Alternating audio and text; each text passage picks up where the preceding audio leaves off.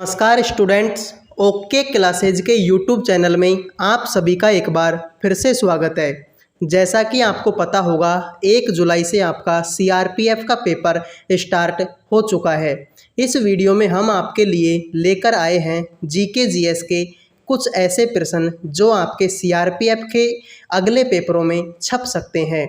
ये प्रश्न हमारे पेपर एनालिसिस पर आधारित होंगे, यानी कि जो पिछले शिफ्ट के जो पेपर हो चुके हैं उनमें किस तरीके के प्रश्न पूछे गए थे उनके आधार पर कुछ प्रश्न आपके लिए लेकर आए हैं। ये अंदाज़ा आपको प्रश्न देखकर पता लग जाएगा कि किस लेवल के प्रश्न हैं।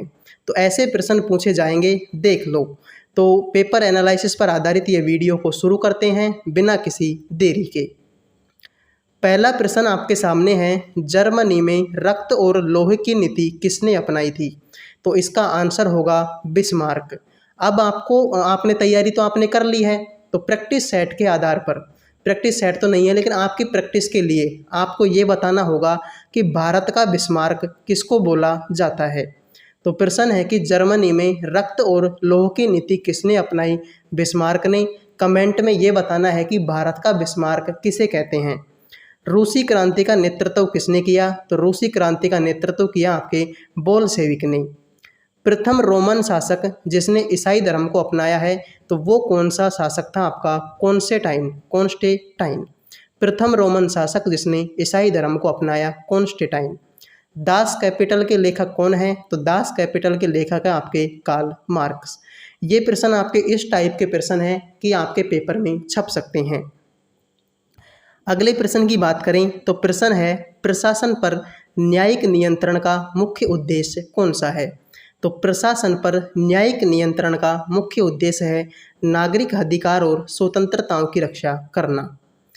पहला लोकपाल विधेयक संसद में कब पेश किया गया था? तो पहला लोकपाल विधेयक संसद में कब पेश किया गया था? 1968 में। और हाल ही में कब पेश किया गया था? 2013 में। संथानम समिति की स्थापना कब हुई? तो संथानम समिति की स्थापना हुई 1962 में। ऐसे प्रश्न आपके एग्जाम में पूछे जाते हैं, डायरेक्ट याद रखना। संथानम समिति की स्थापना कब हुई? 1962 में।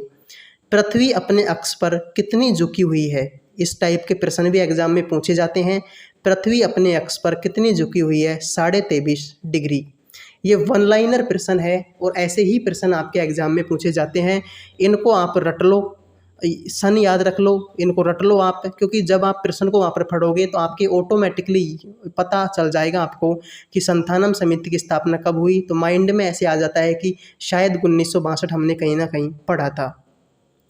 अगला जो प्रश्न है वो ये है, पुस्तक और, यानी कि ये जो हमारा टॉपिक है पुस्तक और उनके लेखक। तो 7 पुस्तक हमने यहाँ पर रखी हैं। प्लेइंग इट माई वे किसकी पुस्तक है? सचिन तेंदुलकर की। हाफ गर्लफ्रेंड के लेखक कौन है? Chetan Bhagat. Economic nightmare of India, इस पुस्तक के लेखक कौन है? चौधरी चरण सिंह, भारत के पहले किसान मंत्री। One life is not enough के लेखक कौन है? नटवर सिंह। गीता रहस्य पुस्तक के लेखक कौन है? बाल Gangadhar Tilak. The accidental prime minister, इस पुस्तक के लेखक कौन है? संजय बारू है। ठीक है, द एक्सीडेंटल प्राइम मिनिस्टर पुस्तक के लेखक कौन है? संजय बारू हैं। ए सूटेबल बॉय, इस पुस्तक के लेखक कौन है? विक्रम सेठ। और ये प्रश्न आपके बहुत इंपॉर्टेंट है।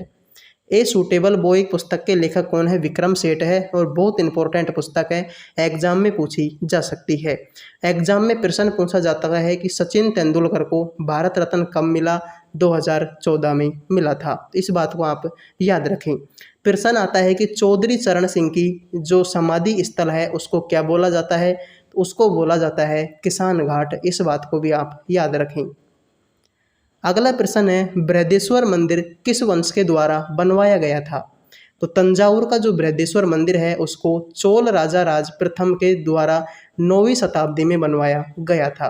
तो बृहदेश्वर का मंदिर किसने बनवाया? चोल राजा राज प्रथम ने। कब बनवाया? 9वीं शताब्दी में। अगला प्रश्न है, महाराष्ट्र के मुख्यमंत्री कौन है? तो महाराष्ट्र के मुख्यमंत्री हैं आपके एकनाथ शिंदे। अगला प्रश्न है, व्हाइट पगोड़ा के नाम से किस मंदिर को जाना जाता है? तो व्हाइट पगोड़ा के नाम से जाना जाता है पुरी जगन्नाथ मंदिर को। इस बात को आप जरूर याद रखें। अगला प्रश्न है, 2.5 दिन का झोंपड़ा किसके द्वारा बनवाया गया था? तो अढ़ाई दिन का झोंपड़ा कुतुबुद्दीन ऐबक के द्वारा बनवाया गया था और है कहाँ पर ये, राजस्थान के अजमेर में। ठीक है, अढ़ाई दिन का झोंपड़ा किसके द्वारा बनाया गया, कुतुबुद्दीन ऐबक के द्वारा, अजमेर में स्थित है। 22 भाषाओं का उल्लेख किस अनुसूची में है, तो 22 भाषाओं का उल्लेख है आपके 8वीं अनुसूची में।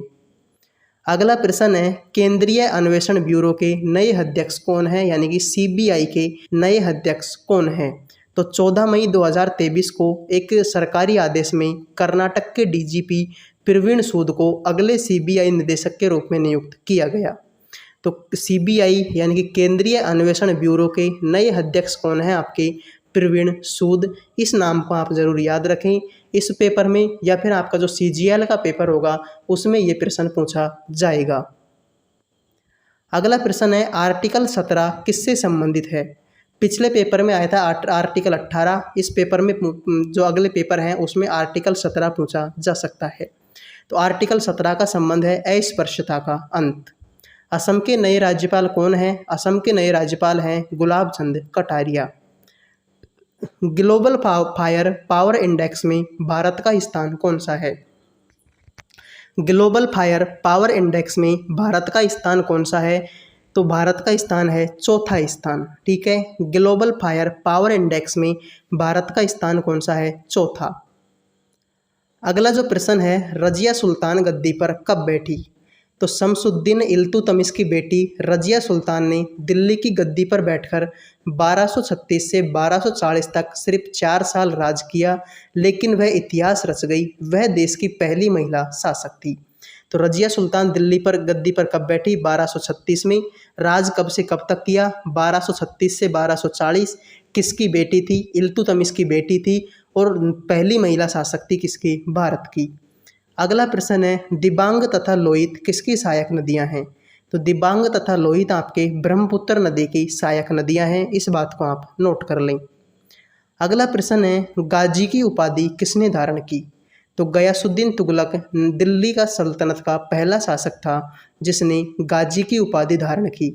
गाजी का अर्थ है एक मुस्लिम सेनानी जिसने गैर मुसलमानों को मार डाला। गयासुद्दीन तुगलक तुगलक वंश का संस्थापक था, इस बात को आप याद रखें। ये आपके जो पिछली शिफ्ट का पेपर है उसमें पूछा गया था कि तुगलक वंश का संस्थापक कौन है, गयासुद्दीन तुगलक। तो गाजी की उपाधि किसने धारण की, गयासुद्दीन तुगलक ने। हिंदी का एक प्रश्न है, मंद का विलोम क्या होता है, तो मंद का विलोम होता है तीव्र। अगला प्रश्न है, गरीबी हटाओ का नारा किसने दिया, तो गरीबी हटाओ का नारा दिया किसने, 1971 में इंदिरा गांधी ने दिया था। तो गरीबी हटाओ का नारा कब दिया, 1971 में, किसने दिया, इंदिरा गांधी ने। कैंसर दिवस कब मनाया जाता है, कैंसर दिवस मनाया जाता है 4 फरवरी को। लोकटक झील किस राज्य में है, लोकटक झील है आपके किस राज्य में, मणिपुर में, इस बात को आप जरूर याद रखें। अगला प्रश्न है, 44वां संविधान संशोधन क्या है, तो 44वां संविधान संशोधन 1978 में हुआ था। 44वें संविधान संशोधन के द्वारा राष्ट्रीय आपातकाल के संबंध में आंतरिक अशांति शब्द के स्थान पर सशस्त्र विद्रोह प्रयोग किया गया। तो सीधा सा प्रश्न आता है कि 44वां संविधान संशोधन कब का है, 1978 का। इसमें क्या हुआ था, आंतरिक अशांति शब्द के स्थान पर कौन सा शब्द प्रयोग किया गया, सशस्त्र विद्रोह। अगला प्रश्न है, उज्ज्वला योजना 2.0, तो प्रधानमंत्री उज्ज्वला योजना 2.0 प्रधानमंत्री जी द्वारा 10 अगस्त 2021 को शुरुआत की गई थी। तो देखो ये तो है प्रधानमंत्री उज्ज्वला योजना 2.0, जबकि प्रधानमंत्री उज्ज्वला योजना की शुरुआत हुई थी 1 मई 2016 को उत्तर प्रदेश के बलिया जिले से। तो उज्ज्वला योजना भी याद रखें, उज्ज्वला 2.0 योजना भी याद रखें। उज्ज्वला योजना की शुरुआत हुई 1 मई 2016 को, जबकि उज्ज्वला योजना 2.0 की शुरुआत हुई 10 अगस्त 2021 को। अगला प्रश्न है, तो ये कुछ ऐसे प्रश्न थे जो आपके सीआरपीएफ के पेपर में छप सकते हैं। अगर आपको वीडियो पसंद आया हो तो लाइक करें, चैनल को सब्सक्राइब करना ना भूलें। मिलते हैं नेक्स्ट वीडियो में। जय हिंद, जय भारत।